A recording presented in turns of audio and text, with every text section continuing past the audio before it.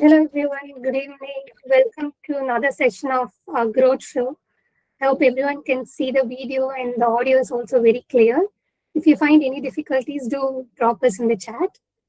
So when we started Growth Show, the main aim was us to let a lot of marketing leaders come and share their operator experience, on-ground experience that have been part of their entire journey. We did not want to pick marketers who did not know what they were doing. So our previous sessions had interesting marketing leaders, and this session also one such event.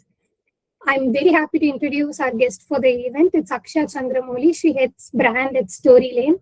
Storylane is in a very interesting interactive product demo platform. And I had the chance to work with Akshaya some time back, and it was very interesting to work with her. And she had a lot of insights and she had a lot of experience that came with hands-on working in field and not just something that we learn out of a webinar or a meeting or a blog. So I really wanted Akshaya to be part of one of Growth Show, and finally it is happening. I'm so happy. And this is one of the topic about B2B influencers, is something that all of us are very curious about, because even when I wanted to work with influencers, it is like, is it the right channel for me to invest in right now? Or what is the kind of measurement that I should be doing? Who are the influencers who will really help me out? There are different things that you really are curious and you want to know about. There are a lot of doubts that come along with the process. So I wanted someone who has worked on ground, and there's no other person than Akshaya, because you will hear more about her experience when she's presenting. But she is the creator of Demo Dundies, which was a huge hit with a lot of people. She's someone who created, distributed, and measured the success directly. So I wanted Akshaya to be part of this session and wanted to talk more about the topic. Welcome to the show, Akshaya. Thank you so much for the kind words, Kirtana. Very good evening to all of the human beings. And I also see a lot of the note takers. So a very good evening to all of you as well. Okay, Akshaya, I'm just not going to delay any further. People are very interested in the session already. I'm just going to unpin myself. Once you're done, then we can go ahead with it. We'll save the questions for the end. People can drop it in the chat, but we can have a major discussion at the end of the session as well. So over to you. Thank you so much. Perfect. So like Kirtana already introduced, my name is Akshaya. I'm the head of brand at Storylane. So Storylane, if you aren't aware, is a demo automation platform. So what it does is it helps you create click-through interactive demos of your product. And we also recently rolled out RepX, our third product, which is like this conversational agent that lives on your website. It is trained on all of your best demos, trained by all of your best sales reps notes. So essentially, it's an AI SDR sitting on your website doing all of the hard work for you. So that is what Storylane does. And I've been handling influencer management as part of my portfolio in Storylane for about 2 years now. And it didn't come without its share of failures and learnings, right? And just to give you some kind of context, when we started V1 of our influencer program, it didn't do well. We scraped it off, and this was 2 years ago. And then we started off V2, where we worked with an influencer management agency. It did go well for a bit, but then we started hitting roadblocks there as well. So then came V3, where we moved the entire influencer program in-house. And that is how, across these 3 versions is how I've curated all of the mistakes we've made and what is the fix that you can do to correct those mistakes so you don't have to make those mistakes yourself, right? Now, that is the premise of my session for today. This is not a definitive playbook as to this is how you should be doing influencer marketing. This is more like a personal reflection on what worked for us, what didn't, and how we are currently fixing all of those roadblocks. That said, if you're still struggling to convince leadership as to why you should invest in influencer marketing, or if you aren't really sure yourself, I really hope these numbers will do the convincing for you. So according to LinkedIn, almost 87% of B2B buyers say they would prefer credible content from an industry influencer over all of the ads you're running, all of the company branded sales messages that are going out. 87%, right? And according to Gartner, by 2027, almost 80% of enterprise marketers say they will integrate influencer marketing into their mix.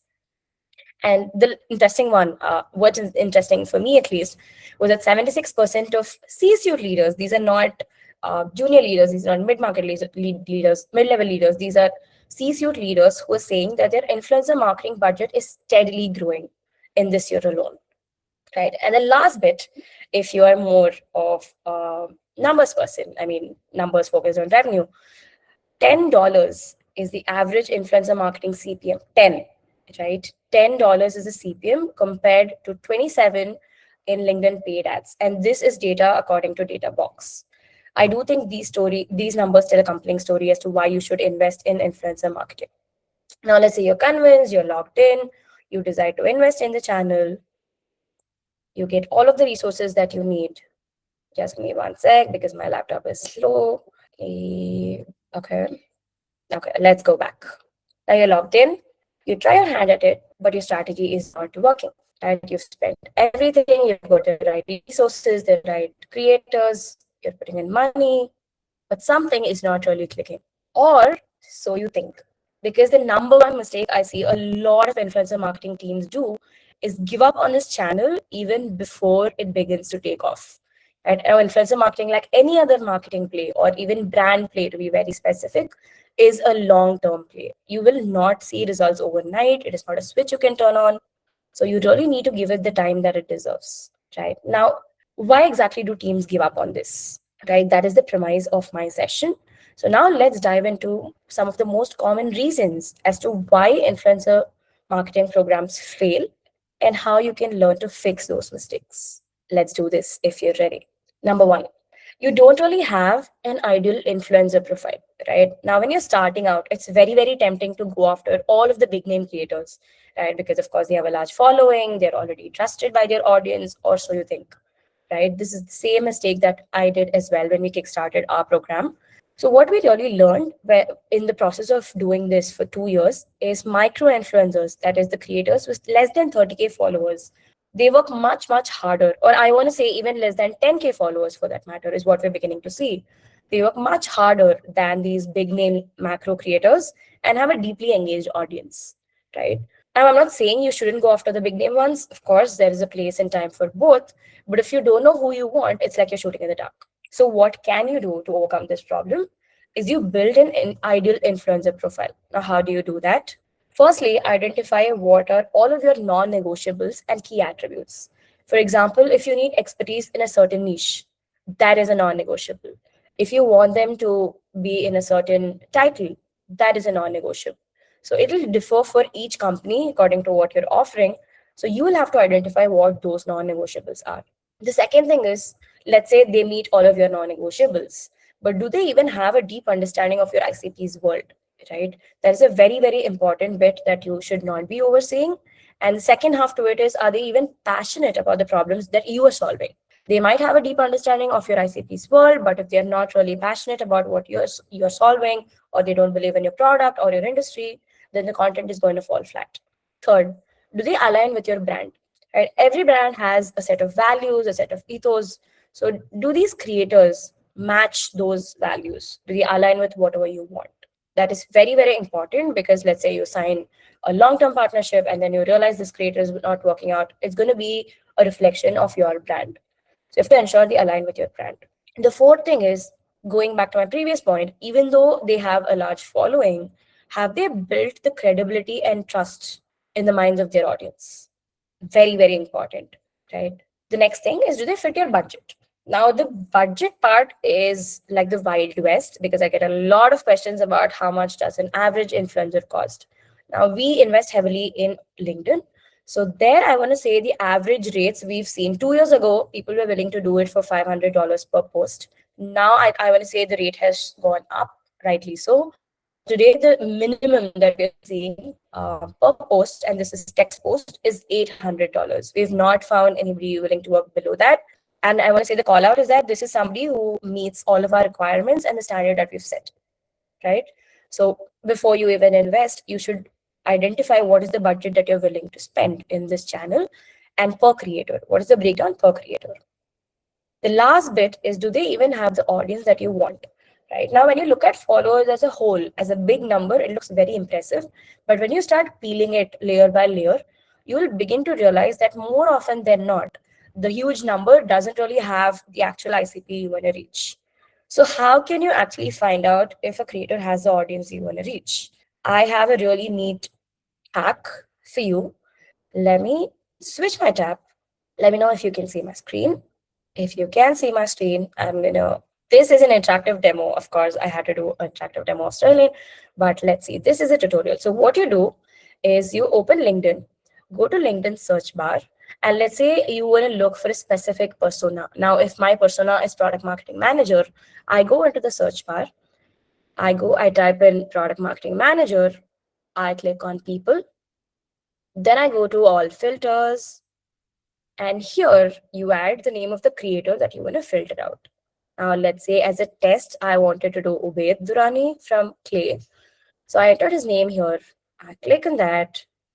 I click on show results, and you will get a list of people who are the exact ICPs that follow the specific creator. And in this case, almost 1,500 PMMs follow Ubaid. So in that case, it makes sense for me to partner with him. Now, let's say if I had PMM as my ICP and a specific creator only had like 10 or 15 ICP product marketers following them, probably doesn't make sense. So that is how I would filter out exactly how much of your ICP is following a specific creator you want to go after.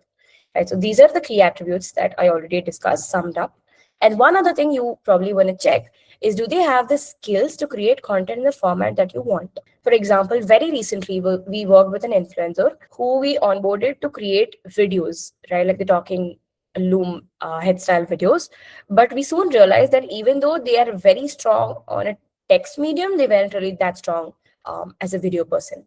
So you might also want to check if they're comfortable with the content format that you're looking to invest in.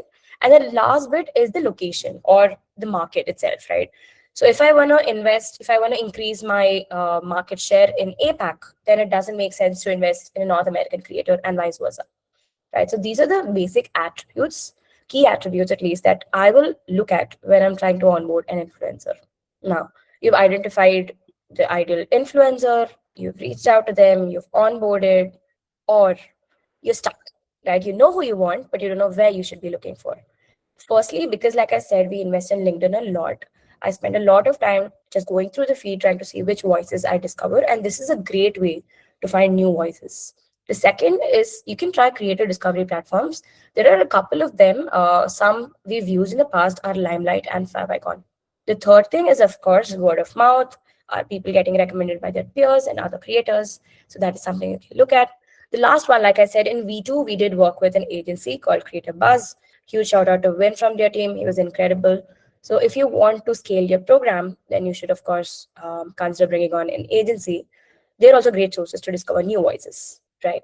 Now, what is the second mistake? Once you've identified your ideal influencer profile, you reach out to them, you onboard them, you start working with them, but yet the program fails. What is the reason? One common reason I'm seeing is most people treat this channel as a transactional channel, meaning they don't try to build relationships with these influencers, right? They're in the mindset that I pay and you post. If that is the case, this channel is definitely not going to work for you, because I'll tell you what, just like you've reached out to a specific creator, they are getting offers left, right, and center, right? So if you're not spending time and effort in building that kind of relationship, you're just going to go to the next option that they get, right? So what this does is it creates lack of trust, and the creator feels like they're only there to act as a megaphone for your boilerplate messages, right? And how this often shows up is brands investing in one-off stunts. They do one post with a creator, doesn't work out, they call it off, right? Either that, or they don't really set up the creator for success. There are no helpful resources. They don't onboard them. They don't give them everything they need to create the actual content that succeeds. That is the second one. The third most common one that I'm seeing is content policing. Now, we'll able to see through performative play compared to credible marketing. If you just do one-off posts, you're not giving the time for the trust and credibility to be built for your brand, right? So now what you can do instead is you can run a pilot program for 90 or 120 days. This is how we are running it today at Storylane. We typically do a 90-day pilot, because that way you will also be able to assess the impact of the partnership of the creator without just calling it off after one underwhelming post. How do you run a pilot program? And why should you run a pilot program? Like I said, it gives you enough time to assess impact and decide if you want to renew the partnership or if you want to end the partnership.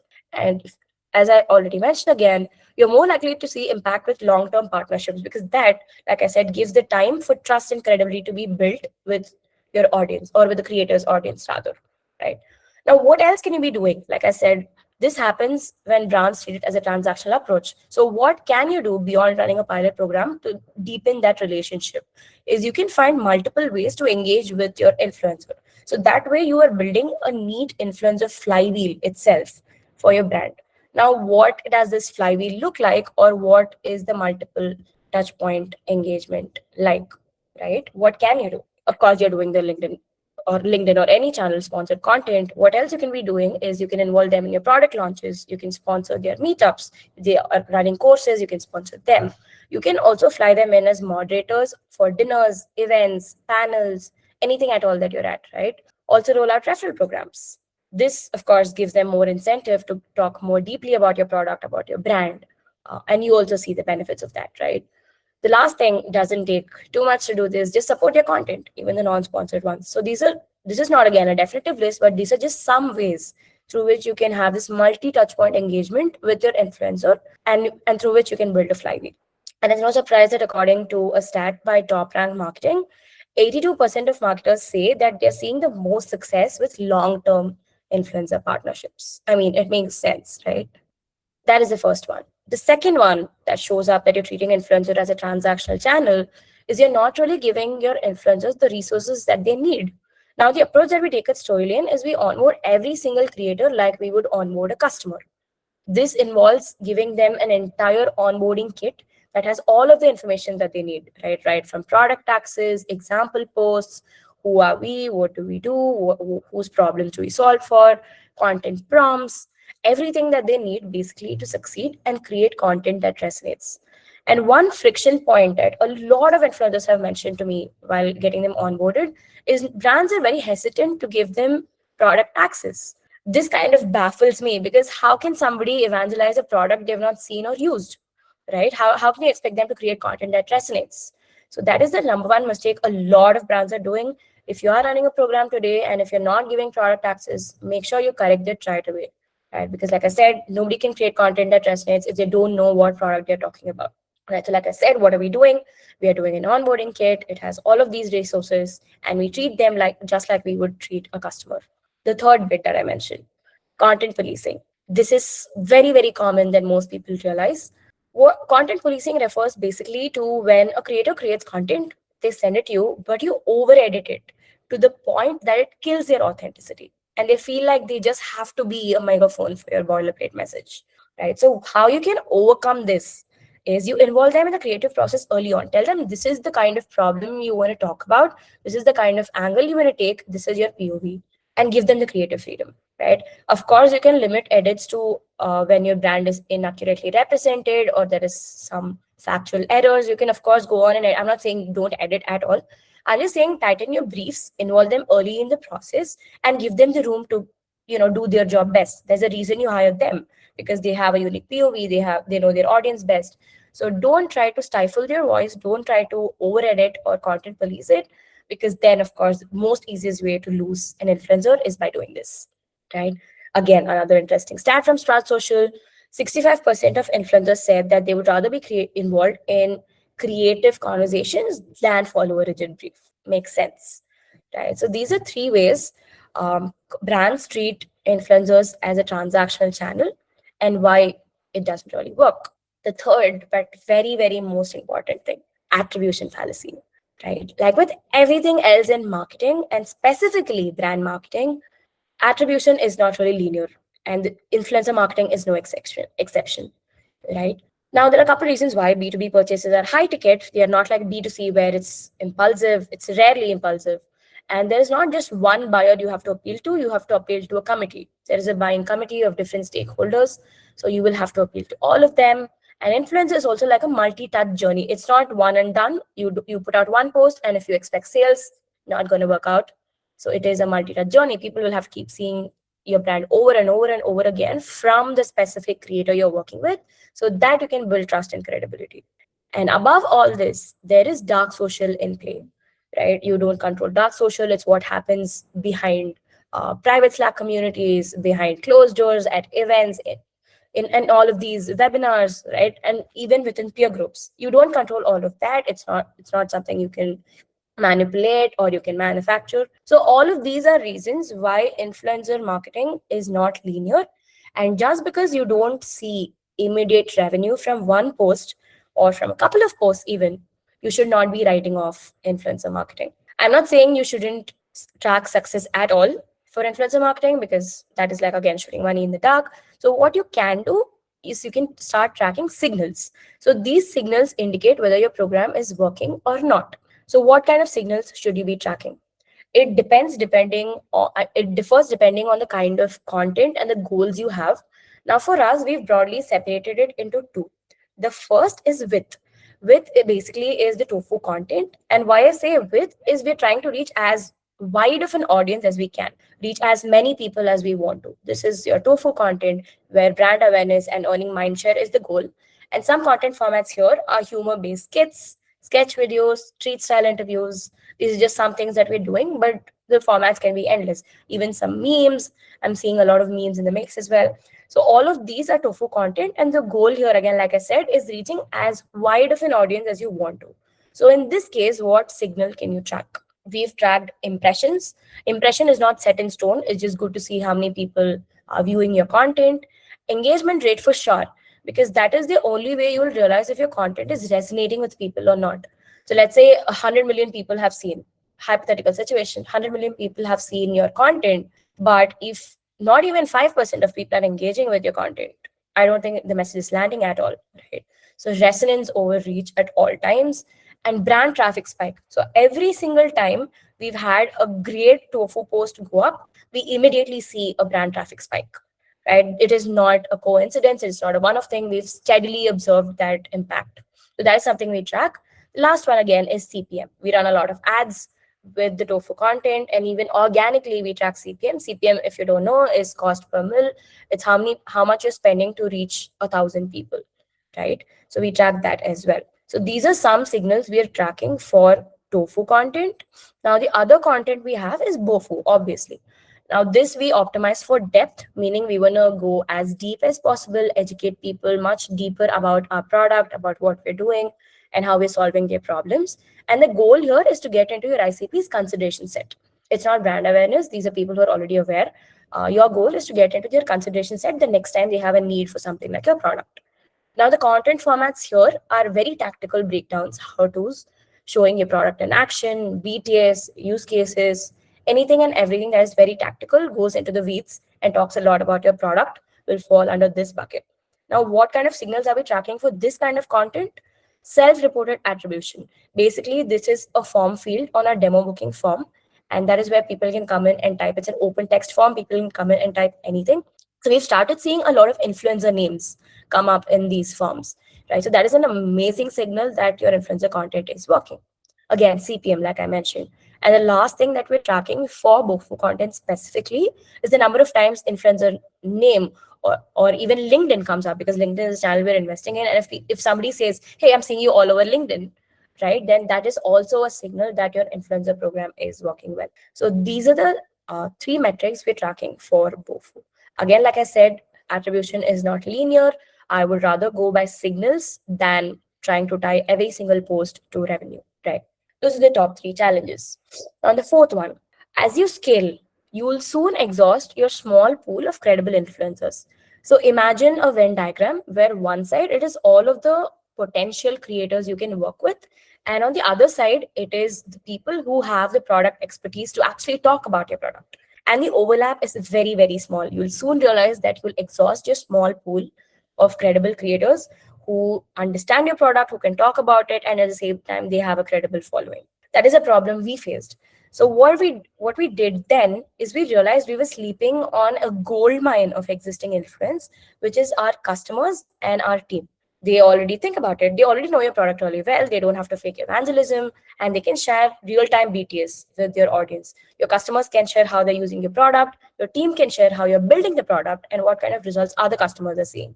So your customers and your team is again a gold mine of influence that you should definitely not forget, because anytime people hear influencers, they only think about external influencers, but you should also be thinking about your customers and your team.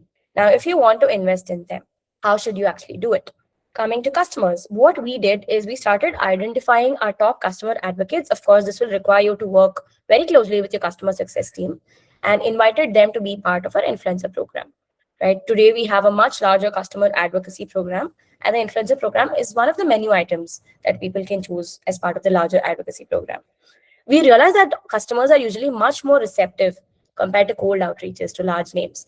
Like I said, it's very tempting to go after large names. You keep sending them DMs, emails, you probably don't hear back.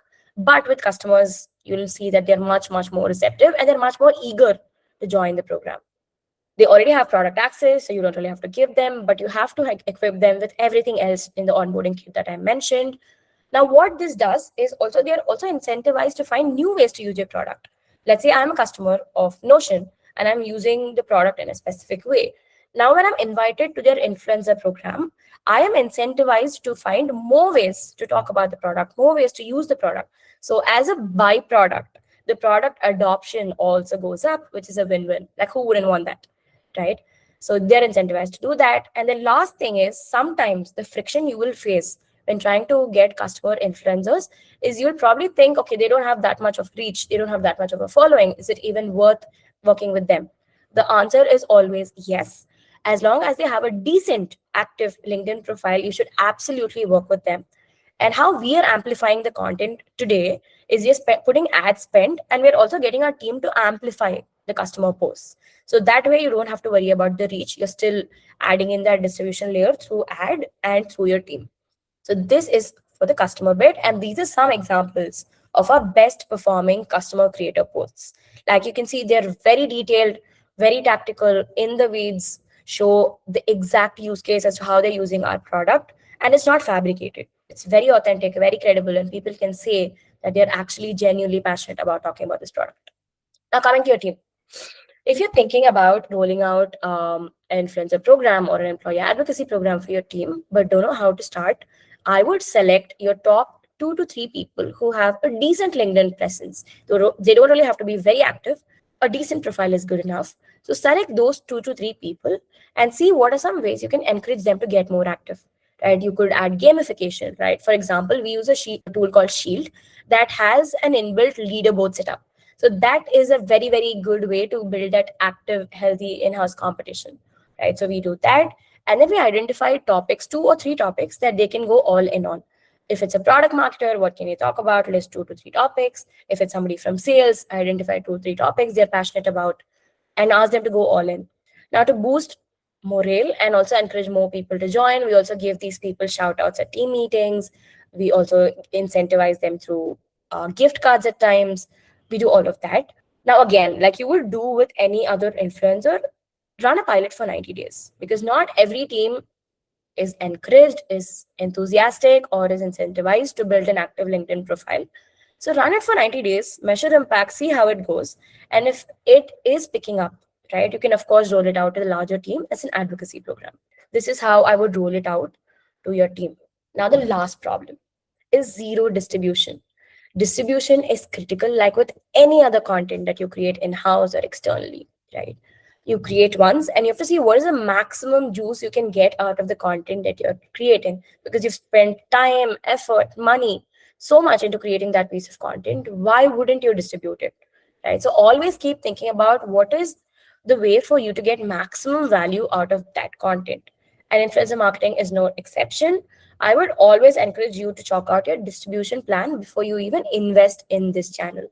One call out here is you should align on content usage rights as part of your influencer contract. Because if you don't have that in place, what happens is an influencer creates a post, you try to put ad spend behind it, they might come back. I'm not saying this always is the case, but they might come back and ask you more, ask to be paid more just so you can run ads or distribute it in multiple other platforms. So always make sure you align on content usage rights as part of your contract. Now, what can this distribution look like, right? Now, if I was starting today, I would tap into all of the organic ways before moving to paid. So let's say I have a LinkedIn post, a LinkedIn text post. I would start thinking about what are other channels, maybe Instagram, it's maybe TikTok, it's maybe Twitter or X, or it's maybe YouTube, right? I would think of all of the other channels, or maybe even email, right? All of the organic ways before I put some ad spend behind that content. Like I said, don't just limit it to the channel you're doing influencer marketing in. If it's LinkedIn, always think about what are other channels you can be distributing it across as well. And one caveat is ensure you distribute the content, you spread it across the month or across a week instead of spamming on a specific day or week. And this becomes a real problem as you scale your influencer program and you start adding a lot more creators. What you will run into is as people start seeing a lot of your content at the same time, you'll realize they're getting content fatigue. They'll probably just tune out the next time they see an influencer post and just move on. So make sure you distribute it across the month instead of just going after a specific day or week, unless you have a product launch day or a product launch week. In that case, it makes sense, but otherwise, I would definitely avoid spamming on a specific day. Now, this is an example of what a distribution can look like. Let's say I have one influencer LinkedIn post. I tap into all the organic ways. Like I said, I would post from my company page. I would encourage all of my team members to share it, which is where the employee advocacy program comes in. I would go into all of the other social channels that make sense for you. I'm not saying you should be in all of these, but only if it makes sense for you and your product and your brand, do that. What you can also do is you can repurpose them at events. For example, if an influencer post has a really unique angle or a really unique POV, you can use that post topic as a talking point at webinars, conferences, panels, right? Virtual events. You can do it, repurpose it across events, and you can also feature influencer as speakers, right? If, for example, we had an influencer whose post did really well, we invited them to speak at an event that we were hosting, and the topic was an immediate hit. People really connected with it, and we saw the signal beforehand. We saw it through engagements, we saw it through impressions when the post went out. So that is one way you can repurpose. What are other ways? Maybe you can repurpose it on your website. Consider having like an influencer wall of love, right? Because these are still social proof. All of this content is social proof for you. So maybe you can host it on your website. Maybe it can live on your blog. Maybe it can be a testimonial page itself. Or like I said, you can send it to your email list, linking it to the post as well. Or the last very, very interesting option is, especially if you're doing BOFU, think about how you can convert it into an enablement asset, right? If it's maybe a customer creator, you get more bang for your buck. You can extract quotes, stats, tips, turn all of these into a sales collateral and enablement assets. And the last thing is paid ads. You can run this again. This you can run across channels. If LinkedIn is your channel, run it on LinkedIn, Instagram, Facebook, Twitter, wherever it makes sense for you. So this is an example again. This is not the only way, but there's just some ideas for you to think about influencer content distribution. So this brings me to the final part of my session, the key takeaways that we discussed. Number one, build an ideal influencer profile. Number two, run a pilot for 90 or 120 days to assess impact, because anything before that is too short of a time span and it's very difficult for you to assess impact. Third, shift from transactional one-off interactions to actually building strategic partnerships and relationships with your creators. Four, know what you're optimizing for. Is it width or is it depth? And track success accordingly. Fifth, leverage existing influence between your customers and team. And the last bit is distribute. I cannot emphasize enough on this. This is the final part of my session, and I do have one bonus resource for you all to take away. Like I said, we have an onboarding kit. It's very easy to get carried across multiple places when you're starting out your influencer program. So we brought everything together. We built our own influencer CRM. This helps us run the program without losing our mind. So this is the link. I will have Kirtana send it over after the session as part of the recording itself. But yeah, this is about it. Thank you so much for tuning in and for staying if you still are. And I hope this session was useful for all of you. Thank you. It was an amazing session, Akshaya. I love the session. I did have a chance to work with influencers, couple of tasks, but I did not know there's so much to influencer marketing. Maybe I should have attended your webinar so that I would have had a lot of Well, now you know. Yes. One major takeaway that I felt and I realized after the session was I did not know, or I have seen many marketers who don't see influencer marketing as a long-term strategy. It's always one-time collaboration. That's how they see it. It's just like one campaign. Correct. Let's just collaborate, see where it goes. give or take, they just spend something, they don't know how to measure it, then they realize influencer marketing is just not for us and they leave it. But Correct. after your session, I understood there's a lot more research involved and there's a lot of time that you need to invest in selecting the influencers and building a relationship with them. Before opening to questions for everyone, I have one question for you. You can also see the questions in chat after this. What I want to understand is you told about the pilot study, 90 days to 120 days. That's fine. I have seen brands where they associate with an influencer. It works out very well. Somewhere in between, the influencer gets into some trouble. There's negative reputation for the influencer. Will that affect the brand? Do you have to make a cautious switch to come out of the influencer because of his or her personal profile? Or do you have faced situations like that in the past and how did you deal with it? Right. I think this is a great question, by the way. And I think this is something you can catch in the very beginning. If you go back to the key attributes I mentioned, I did mention something about brand alignment. Right. Yeah. So in your first call, that is how at least I pick off, is you will get a sense of whether this person is best suited for my brand or not. Because like this is going to be a direct reflection of your brand. Any creator who is associated with you is a reflection of your brand. So I would be very, very cautious in what kind of people I onboard. We've had these instances in the past, by the way. It's not something we've avoided entirely. We've worked with creators where we realize that their takes or the way they put out content is not something we want to be associated with, and we called off the partnership immediately. Right? You will get to learn that it's just like hiring for a full-time role, right? There has to be a culture fit. If that brand fit isn't there, then yeah, there is always a chance that it's going to backfire. And if it does backfire, I wouldn't hesitate to like call off that partnership. Got it. Thank you so much. That clarifies a lot. I hope you can see the chat. People have started dropping in their questions. Hey Kavya, so how do you really find influencers in very niche space like finance or procurement? Okay, so the caveat that I have to give you is Storylane sells to marketers and sales, which is why LinkedIn works really well for us. But if you're operating in a niche space, then probably LinkedIn is not the right place to look at, right? Go after the platforms where your audience is actively engaging or hanging out. Maybe it's a Slack community, maybe it's something else. I don't know what it is for accounting people or finance people or procurement, whatever that is. And whatever that channel is, that is where you should look for new creators as well.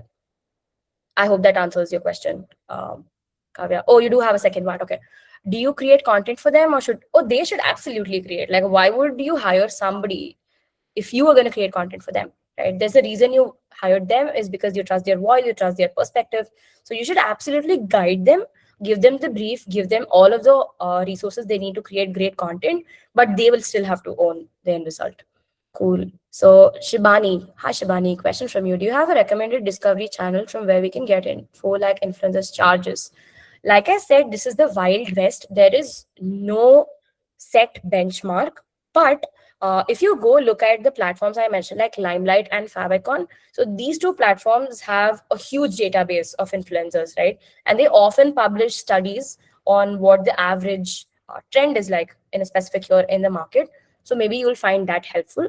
But if you were starting from scratch, you'll just get it from talking to a lot more people. Talk to 10 people, see what the average rate is, and that's where I would start.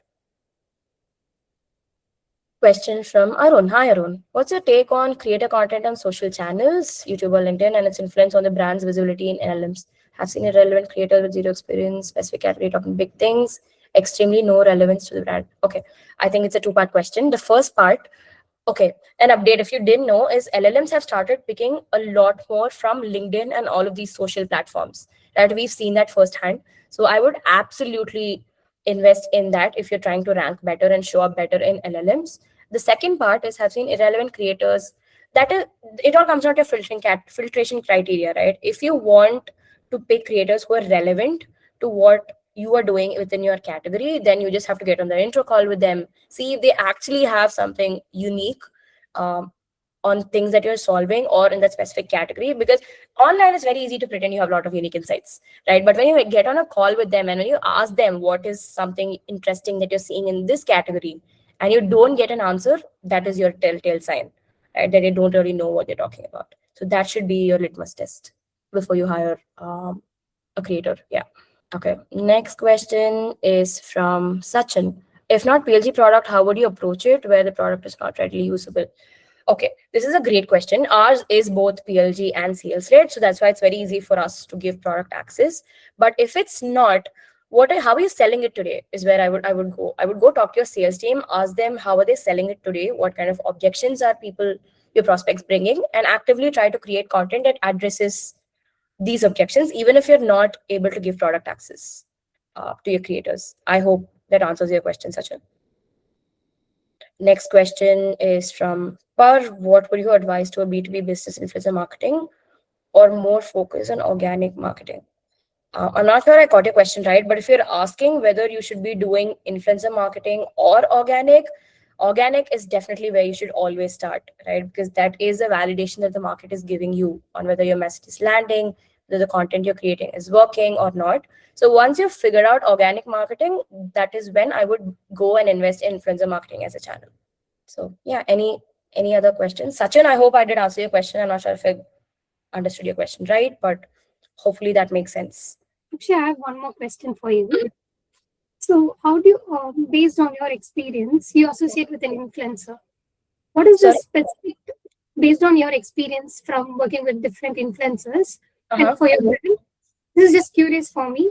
How long should we associate with an influencer? For example, it works differently for different brands, different products, platforms, B2B.